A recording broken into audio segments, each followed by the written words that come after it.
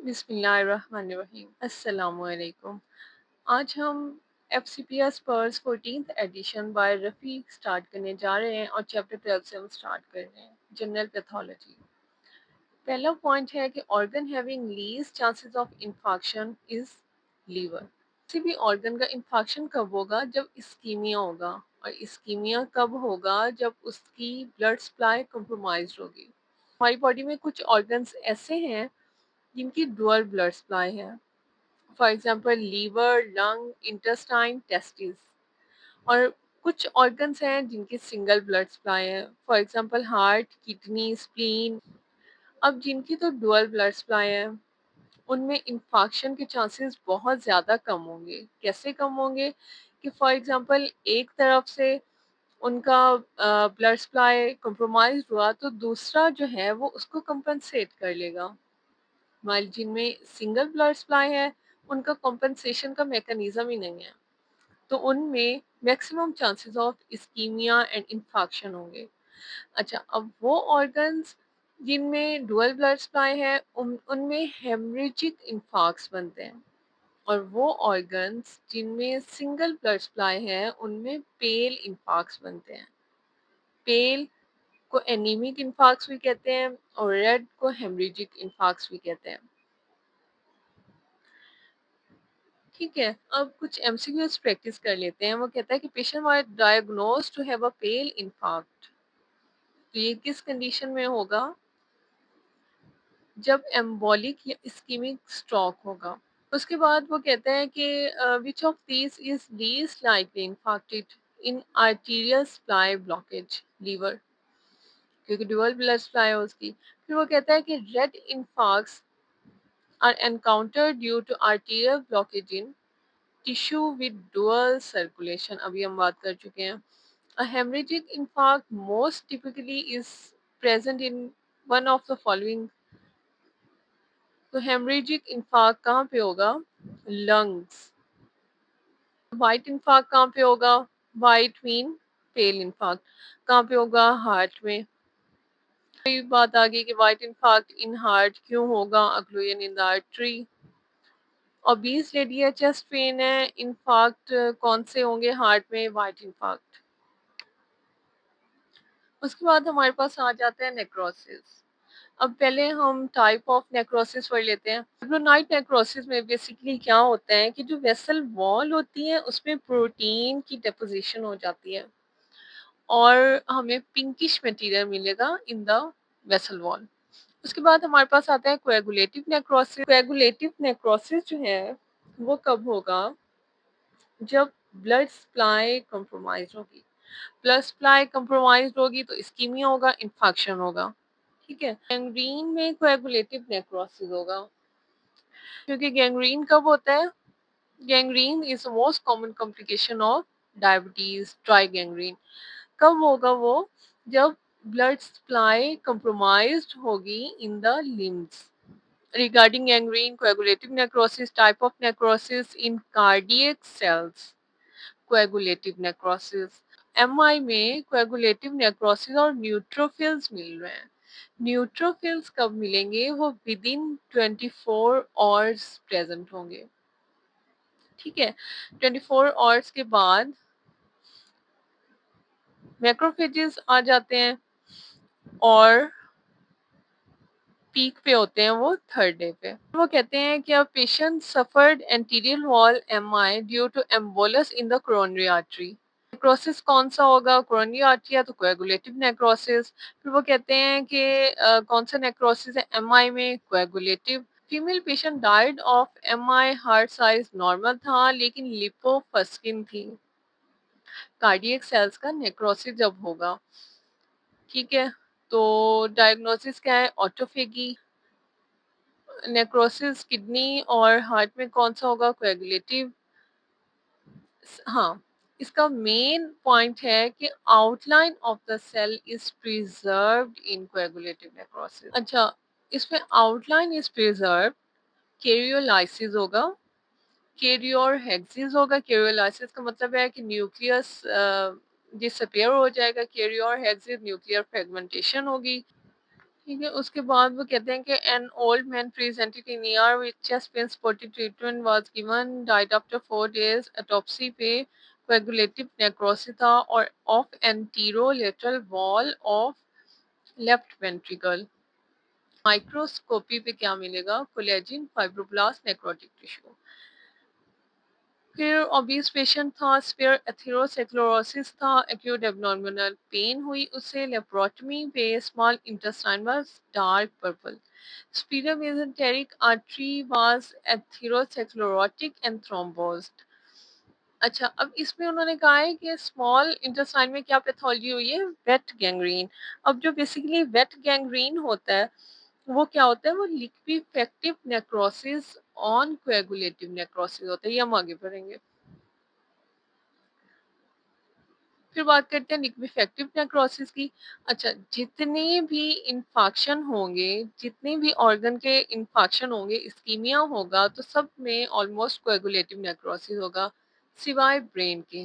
Brain में जब ischemia होगा तो लिक्विफेक्टिव नेक्रोसिस होगा।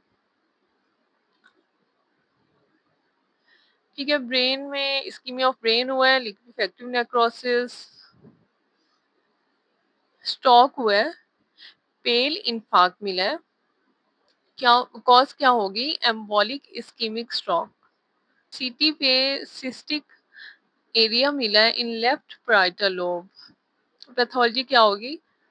और उसको लॉस ऑफ कॉन्शियसनेस भी हुई है थोड़ी देर के लिए, लिक्विफेक्टिव नेक्रोसिस। ठीक है, उसके बाद हमारे पास आता है फैट नेक्रोसिस।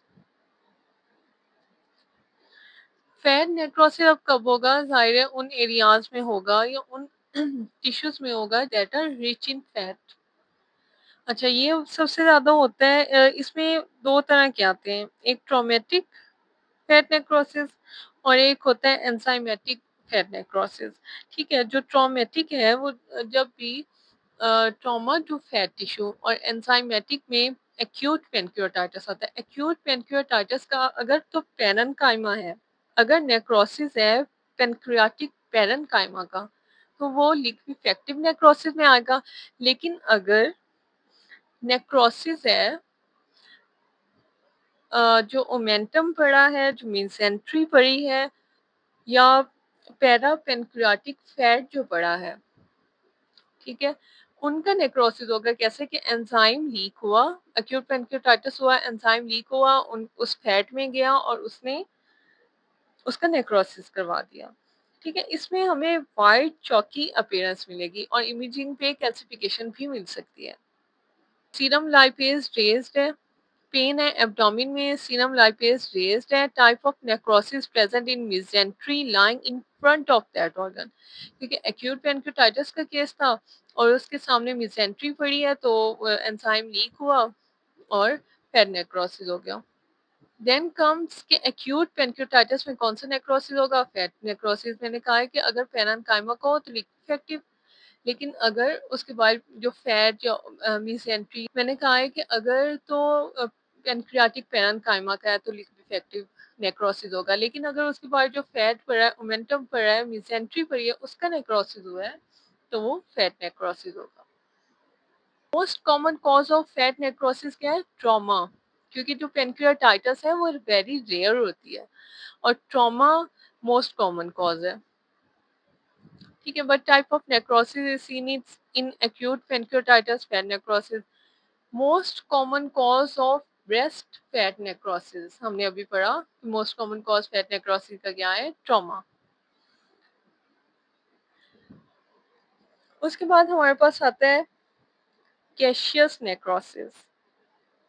कैशियस नेक्रोसिस जो होता है, इसमें जो आउटलाइन होती है वो लॉस्ट हो जाती है और सॉफ्ट कॉटन चीज अपीयरेंस होती है। हमने देखा कि कोएगुलेटिव में आउटलाइन वाज प्रिजर्व, तो इसलिए ऑर्गन की जो शेप थी that was preserve.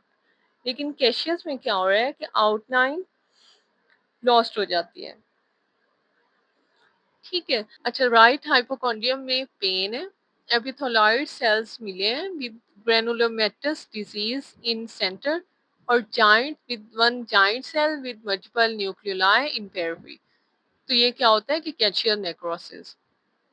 Granulomatous disease होती है, एपिथेलॉइड सेल्स, जाइंट सेल्स और ठीक है, giant cell with multiple nucleoli होते हैं इसमें।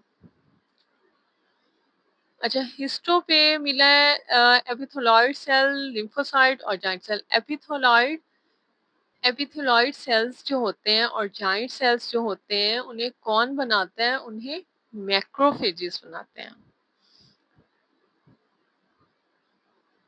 Microscopy of lymph node biopsy, granuloma मिला है हमें। तो टीबी का जब भी वर्ड आएगा, टीबी है, ग्रेनुलोमा है, तो उसमें केशियस नेक्रोसिस होगा। ड्राई कफ है, लो ग्रेड फीवर है, मलेज है फॉर फ्यू मंथ्स और what will be seen on microscopy? Caseous granuloma. Non-casseting granuloma, hilar lymphadenopathy, hypercalcemia. ये सारे फीचर्स अब किसके हैं? ये हैं सार्कोइडोसिस के। ठीक है, इसमें दो हमने चीजें देखी, एक टीबी कैशियस नेक्रोसिस में, एक हमने देखा सार्कोइडोसिस। दूसरा है कि फीवर फॉर 6 मंथ्स और हाइलर लिम्फेडिनोपैथी है, कैशियस नेक्रोसिस है, तो क्या होगा? TB, hilar lymphadenopathy. ठीक है, लो ग्रेड फीवर है, नॉन हीलिंग अल्सर है टंग पे, सर्वाइकल लिम्फेडिनोपैथी है, ग्रेनुलोमा है विद केशियस नेक्रोसिस और हाइलर लिम्फ ट्यूबरकुलोसिस।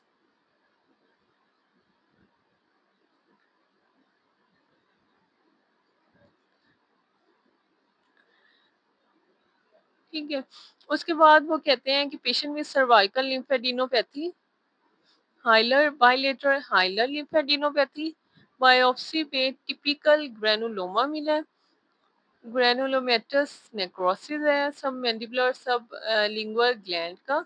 ये क्या है? सार्कोइडोसिस। ग्यूमेटस नेक्रोसिस किस में होता है? सेफिलस में। ग्यूमेटस नेक्रोसिस होगा सेफिलस में। गैंग्रीन भी साथ ही कर लेते हैं। हमने देखा कि जो डायबिटिक पेशेंट थे उनमें जो सबसे कॉमन कॉम्प्लिकेशन थी दैट वाज ड्राई गैंग्रीन। ठीक है, डायबिटिक पेशेंट जो थे उनमें सबसे कॉमन कॉम्प्लिकेशन क्या है? Gangrene. Common complication of limbs, gangrene. उसमें से भी जो मोस्ट कॉमन है that is dry gangrene. Super impose bacterial infection हुआ है इन इस्कीमिक टिश्यू, तो वो गैंग्रीनस नेक्रोसिस की तरफ जाता है।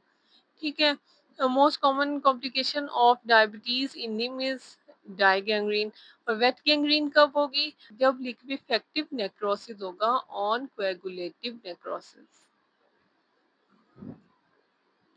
अब हमारा जो पॉइंट रह गए थे हम वो कर लेते हैं।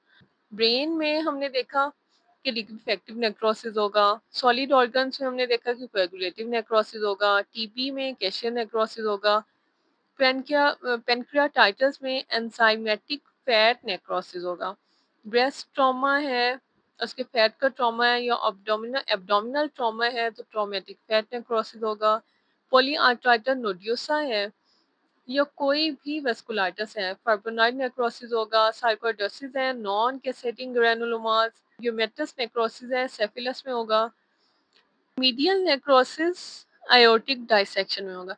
जब आयोटिक डाइसेक्शन होती है तो क्या होता है कि वेसल वॉल में ब्रीच आता है और ब्लड यहाँ से ट्यूनिका मीडिया में चला जाता है। ठीक है, और वहां पे जाके नेक्रोसिस हो जाएगा। तो ये है medial wall necrosis. Dry gangrene है, उसमें कोएगुलेटिव हम पढ़ चुके हैं। वेट गैंग्रीन है, सुपर इम्पोज इन्फेक्शन की वजह से होगी। Effective super impose on coagulative, ये सारी चीजें हम पढ़ चुके हैं।